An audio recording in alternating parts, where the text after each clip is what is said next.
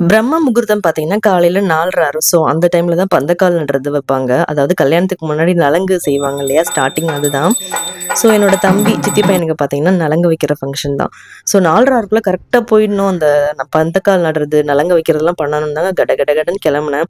கதிர்குட்டி வந்ததுக்கப்புறம் எல்லா இடத்துலயும் பார்த்தீங்கன்னா, நான் லேட் கம்மர் தான். ஸோ ரொம்ப லேட்டா தான் போறேன். அவன கிளப்பி நான் கூட்டு போறதுக்குள்ள ஃபங்ஷனே முடிஞ்சிரும் போல இருக்கு. ஸோ நலங்குலாம் வச்சு, அதுக்கப்புறம் பார்த்தீங்கன்னா, நான் நேட்டிவ் இங்க வந்துட்டேன். ஸோ நேட்டிவ் வந்து விழுப்புரம் தான். அப்படியே விழுப்புரம் தான் திருச்செந்தூர் ட்ரெயின் கதிர்குட்டியோட பர்த்டே செலிப்ரேஷன் அதெல்லாம் முடிச்சுட்டு திருப்பி நேட்டிவ்க்கே வந்தாச்சுங்க. அப்படியே பார்த்தீங்கன்னா, ரிசப்ஷன், கல்யாணம் எல்லாம் முடிச்சுட்டு தான் அடுத்து சென்னைக்குன்னு சொல்லிட்டு கிளம்பியாச்சு. இந்த மாதிரி ஃபங்ஷன் இல்ல ட்ராவல் இதுல ரொம்ப கஷ்டமான ஒரு விஷயம் என்னன்னா, இந்த குட்டி பசங்களுக்கு என்ன ஃபுட் குடுக்குறது அப்படின்றது தான். கதிர்குட்டிக்கு பார்த்தீங்கன்னா, மோஸ்ட்லி நான் வந்து இட்லி, வாழைப்பழம், செவ்வாழை இதுதான் ப்ரிஃபர் பண்ணுவேன்.